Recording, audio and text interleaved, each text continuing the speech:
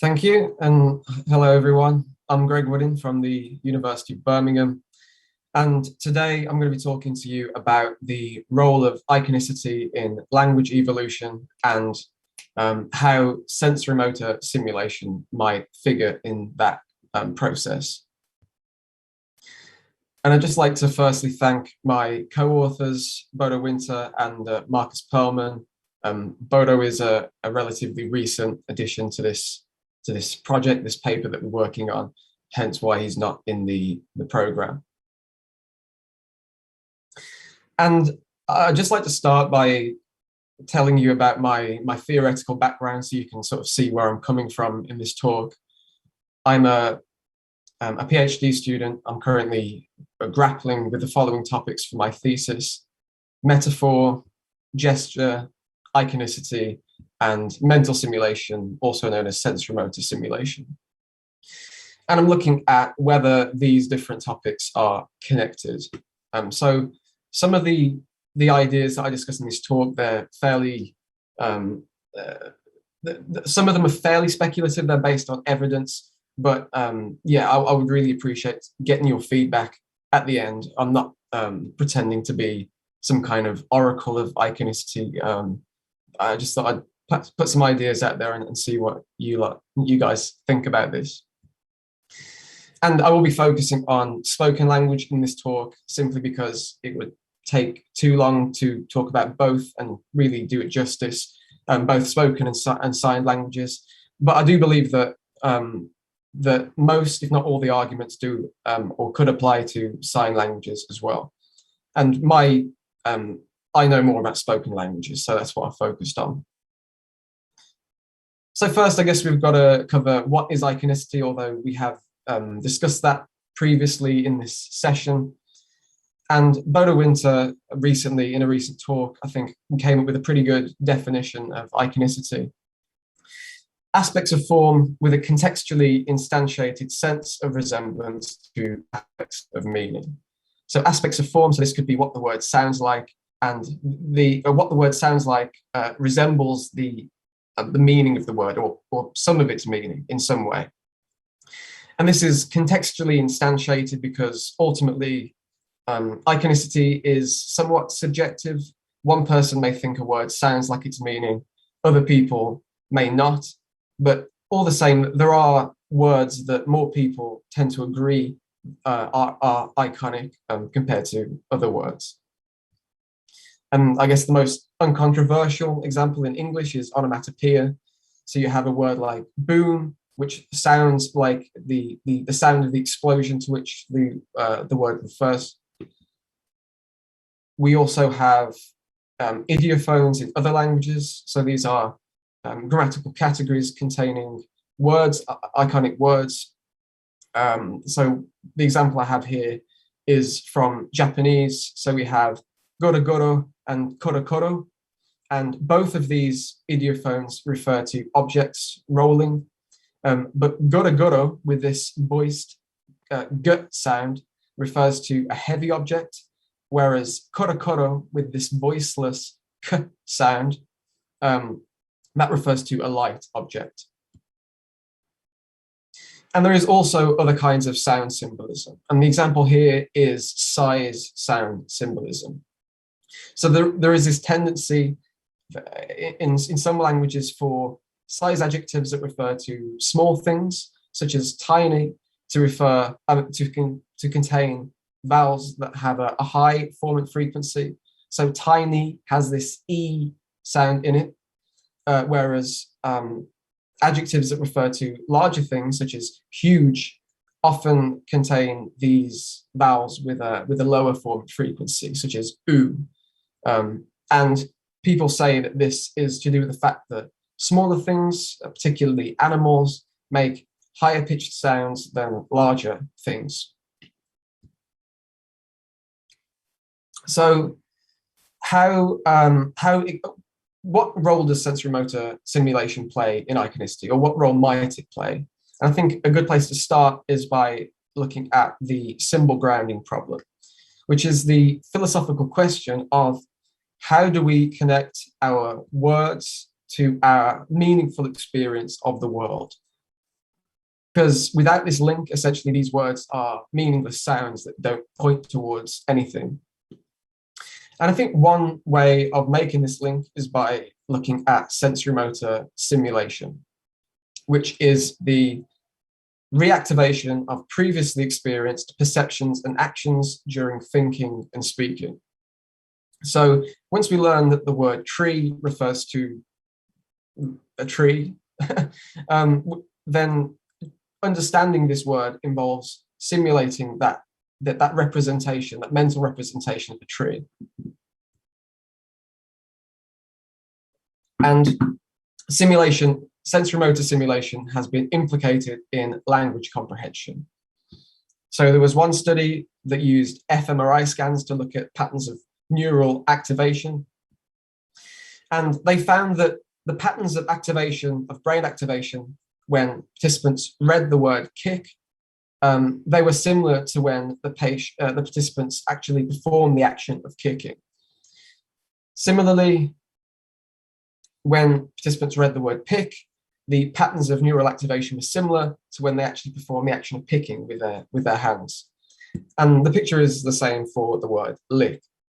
So this seems to suggest that understanding these words simulates the actions that the words refer to. That is part of the processing of the meaning of these words. And another study looked at a patient with an auditory cortex lesion, and this participant performed a lexical decision task, so deciding whether or not a word was a real word or not. And this participant found it more difficult to categorize the sound-related words, such as bell, which is obviously connected to the sound that a bell makes, compared to sound-unrelated words, such as armchair. So it seems that understanding the word bell, for instance, involves these auditory areas of the brain, which could be termed a sort of simulation. And because this participant has a lesion to that part of the brain, they find it more difficult to correctly categorize these sound-related words. And there is also evidence for the role of simulation in language production, although admittedly there isn't as much research in production as there is in comprehension, probably because it is just a more difficult thing to investigate experimentally. And in this study, participants read stories about animals, and then they were asked to retell what they had just seen. And the results showed that when participants read stories about smaller animals, such as mice, they read the stories, they retold the story with a higher pitch overall on average. Whereas when they read stories about larger animals, they on average retold the narratives with a lower pitch. And this is a kind of iconic prosody.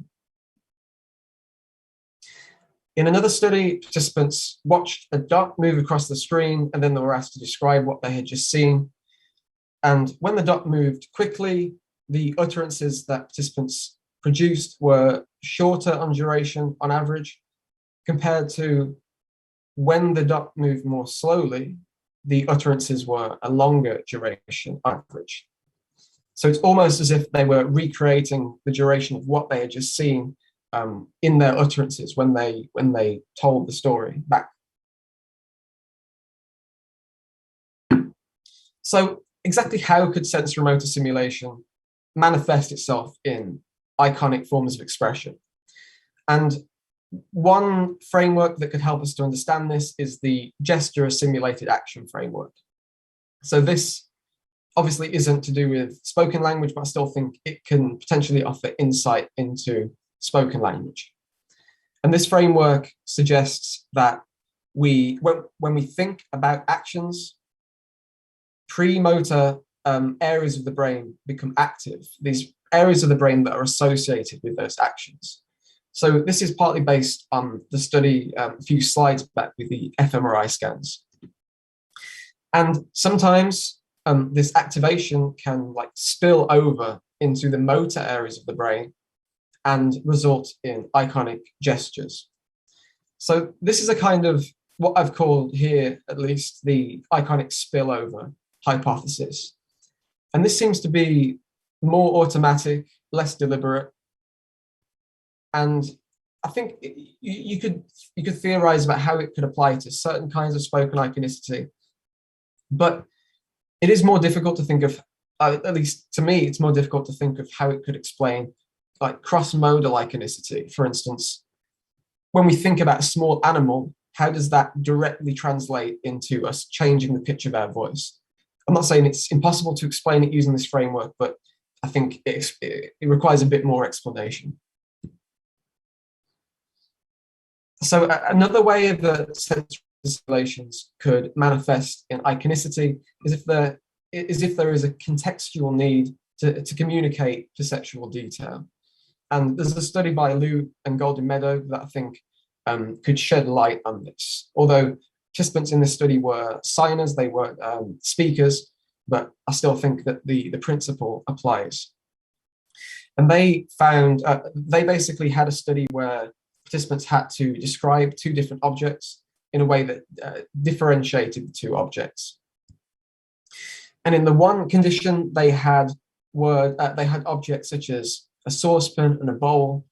So these are objects that we have ready-made signs to describe. So we can, in this study, participants presumably just said, oh, one's a saucepan, one's a bowl. So it was pretty easy. And there were fewer iconic gestures in this condition. Whereas in the second condition, the objects were more difficult to distinguish using signs.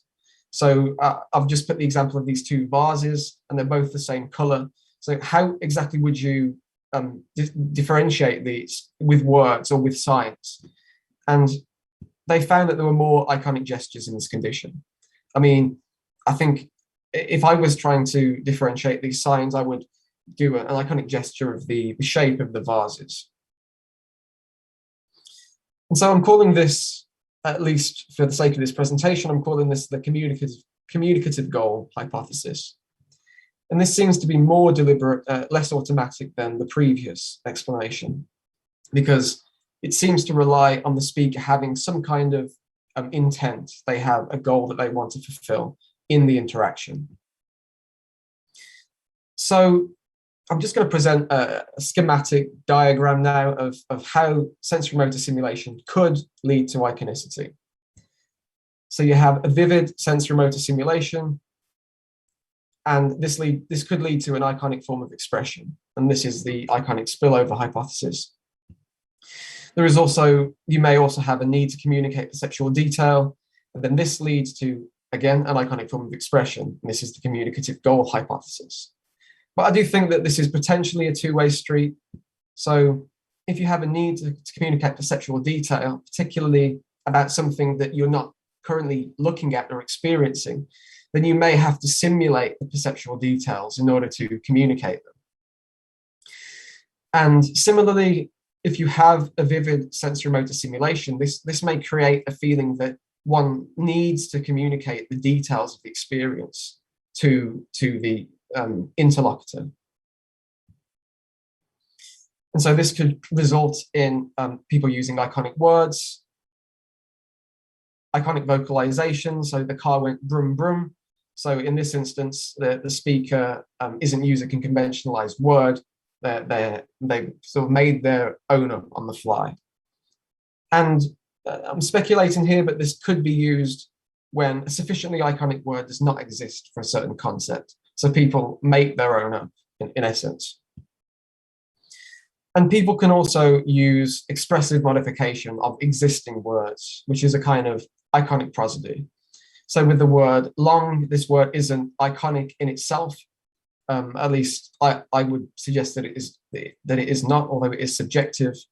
But people do often elongate the vowel in this word. So people say it was a long time.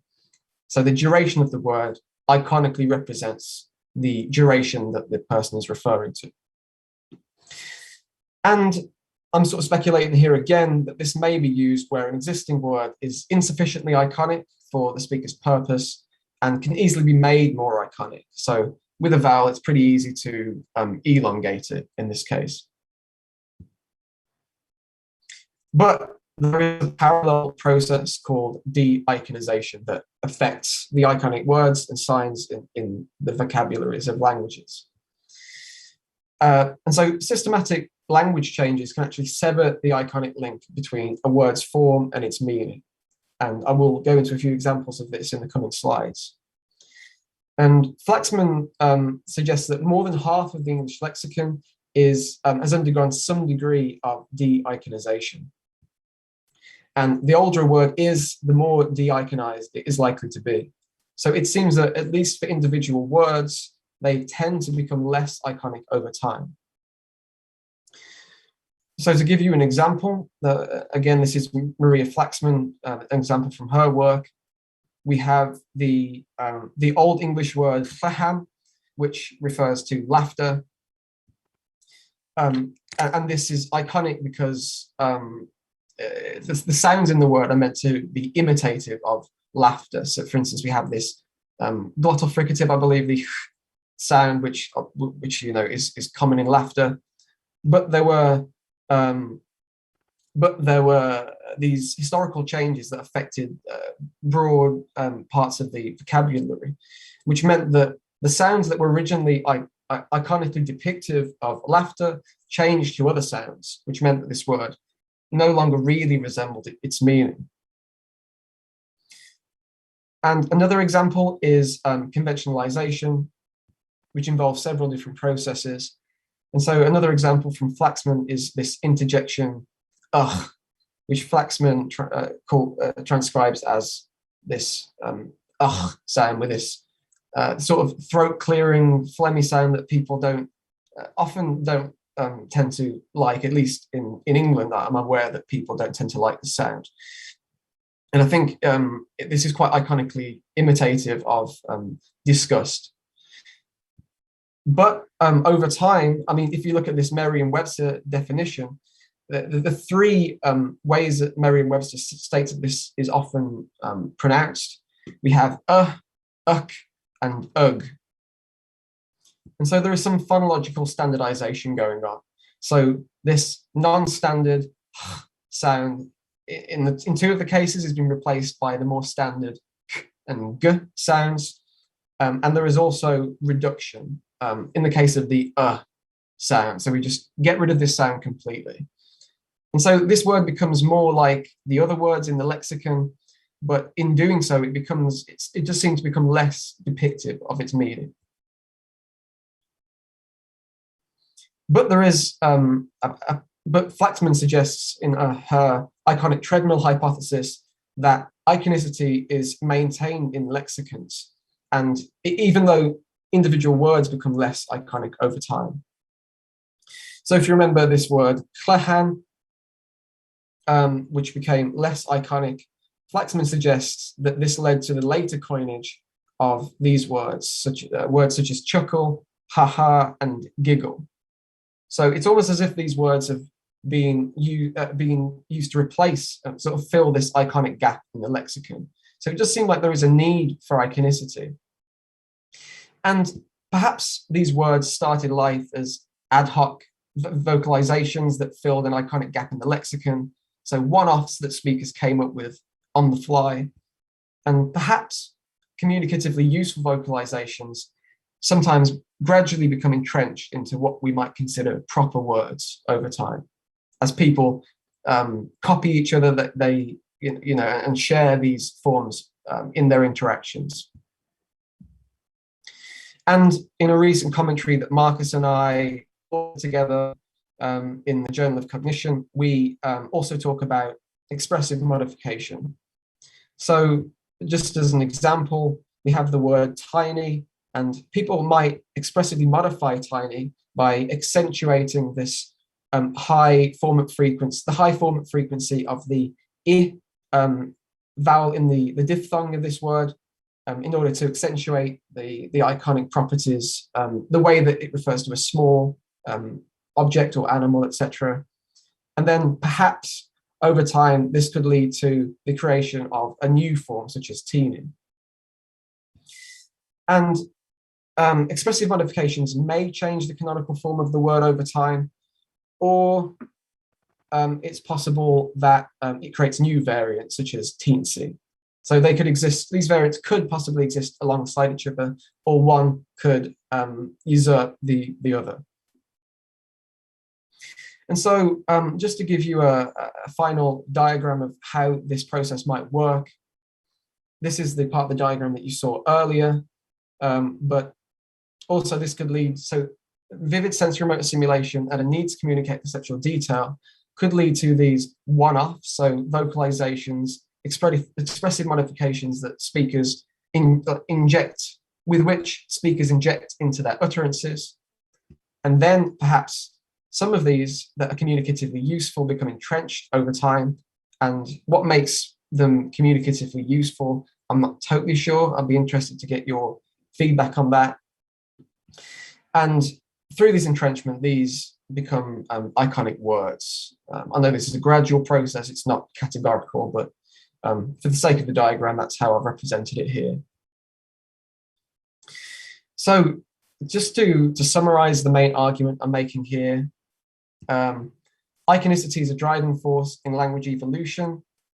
Sensorimotor simulation is a driver of iconicity via the iconic spillover and or due to communicative goals. I'm not sure which of these are involved.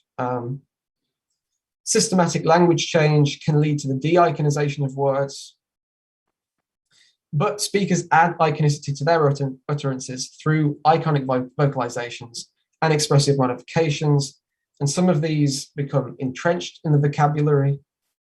And through this process of entrenchment, levels of iconicity in the linguistic system are maintained over time. So thank you for your attention, and yeah, I look forward to hearing some of your thoughts about this.